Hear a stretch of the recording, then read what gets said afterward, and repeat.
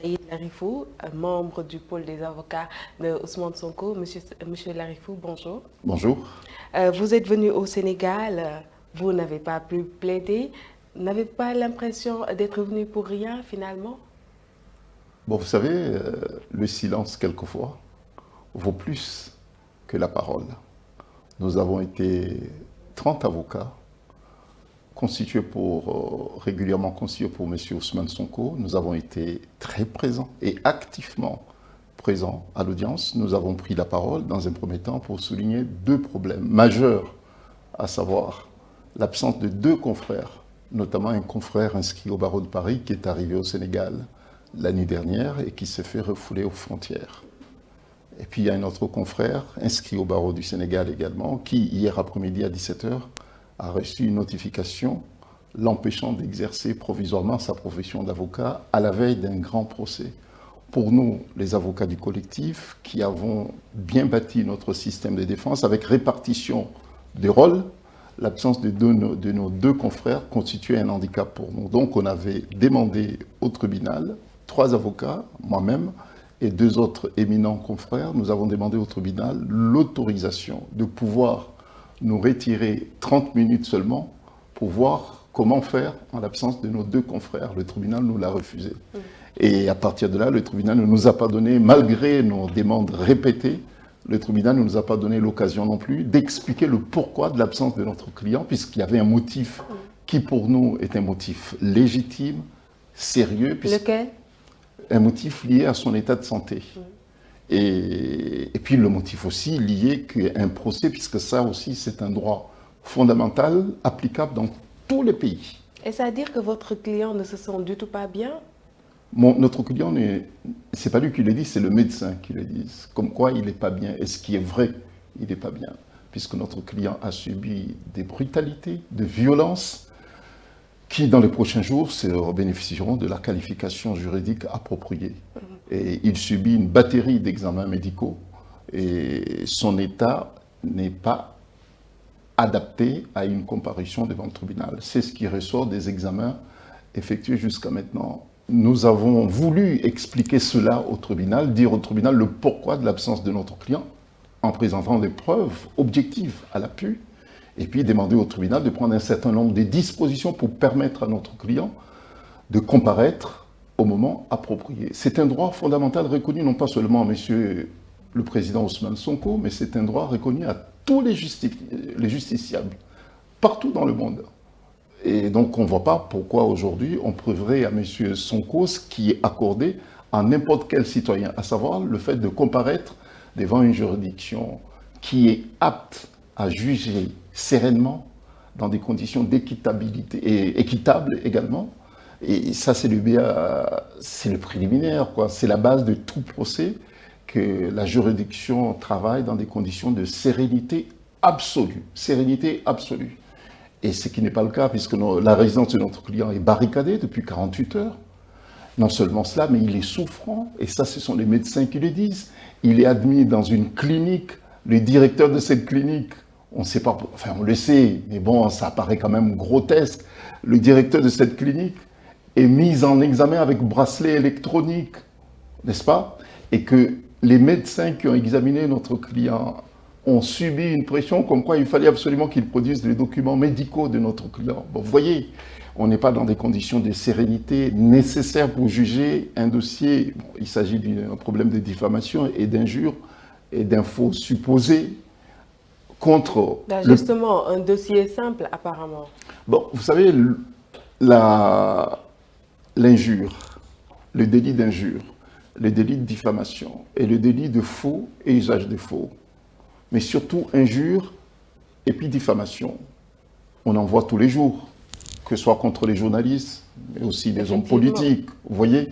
Bon, donc, dans l'absolu, ce sont des délits quotidiens qu'on voit tous les jours, mais là, il s'agit d'un délit qui met en cause le principal opposant et candidat déclaré. Qui est par ailleurs un citoyen sénégalais. Qui est par ailleurs un citoyen sénégalais, mais là on est dans un contexte...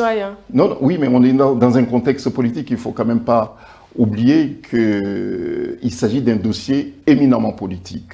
n'est-ce pas? Non pas parce que c'est M. Ousmane Sonko et puis l'autre en face, le plaignant, un ministre en fonction, un ministre très très très puissant, en fonction. Mais on est à moins d'un an d'élection présidentielle. Et puis c'est le principal opposant. C'est le favori de tous les sondages, n'est-ce pas? Pourquoi vouloir coûte que coûte rattacher la politique à ce dossier de diffamation qui en principe est un dossier simple? Puisqu'il s'agit des propos supposés diffamatoires tenus par un politique contre un autre politique, n'est-ce pas? Qui, au cours de ses fonctions, aurait fait l'objet d'une enquête qui ne l'accuse pas en plus. C'est ça ce qui est extraordinaire. C'est une enquête où le rapport ne semble pas l'accuser de détournement ou bien de corruption. Mais on dit tout simplement que le rapport l'accable. Un rapport accablant ne veut rien dire. Ça veut tout simplement dire que peut-être il y a eu faute de gestion, peut-être faute de vigilance, mais cela ne veut pas dire forcément... Mais en tout pourquoi cas, donc vous n'avez pas pu faire simple et déposer ce rapport-là? vous savez, la mère de la justice, c'est la forme. Vous voyez? Si la forme ne tient pas, il n'y a pas lieu d'aller sur le fond. Là, on était sur le préliminaire et c'est un droit absolu, reconnu à chacun d'entre nous. C'est de savoir si la procédure tient ou non, avant d'aborder le fond. On ne nous a même pas laissé le temps d'aborder d'abord ce qui nous paraissait comme étant des exceptions irréparables, qui pouvaient entraîner l'annulation de cette procédure. Il ne devait même pas y avoir un débat sur le fond. Mais bon, encore faut-il nous laisser, il fallait-il encore nous laisser le temps de nous préparer pour soutenir cela. Moi-même personnellement, et d'autres confrères, notamment celui qui a été empêché d'entrer sur le territoire du Sénégal, il avait déjà déposé des exceptions de nullité dans les dossiers. Justement, avez-vous des nouvelles de votre confrère? Mais les seules nouvelles qu'on a, c'est qu'il a fait l'objet d'une expulsion. Mais on ne sait pas quelle destination après. Ça, on ne le sait pas, puisqu'on n'a plus de ces nouvelles. Vous n'avez jusqu'à présent pas eu de Non, ces jusqu'à nouvelles? présent, on n'a aucune nouvelle, donc on ne sait pas à quelle destination il a été reconduit. D'accord. Bon, donc, pour revenir sur le fond, c'est qu'il faut que l'opinion comprenne qu'il y a eu des incidents graves. Et nous osons espérer que ce sera la dernière fois, puisque ça ne fait pas joli. Vous voyez, puisque notre confrère, qui n'a pas été autorisé à entrer sur le territoire du Sénégal, il avait déjà déposé des écritures, et que ces écritures devaient être soutenues par la personne concernée par lui-même. Et lorsqu'on a su ce matin, à 5 minutes de l'ouverture de l'audience, comme quoi notre confrère a été reconduit aux frontières, nous nous sommes posé la question, et à juste titre, de savoir comment allons-nous nous réorganiser, justement, pour soutenir les moyens d'exception déjà formulés et déposés au tribunal. C'est quand même le minimum. Et puis lorsqu'on a appris également, moi je l'ai su hier tard dans la nuit, qu'un des confrères aussi, qui est une pièce maîtresse dans la défense, n'allait pas prendre la parole aujourd'hui pour des raisons tout à fait ordinales. C'est quand même des faits majeurs puisqu'il s'agit d'une défense. Mais à partir de là, nous avons été, j'ai dit, déstabilisés. Et la justice ne nous a pas donné le moyen de défendre notre client. Et lorsqu'on a insisté, puisqu'il fallait insister, l'avocat, la défense n'est pas là pour subir. La défense est là pour exiger le droit de son client. Nous avons exigé haut et fort. À partir de là, vous avez pris la décision de quitter la salle. N'était pas une décision qui paraît être risquée pour votre client? Mais tout est risqué.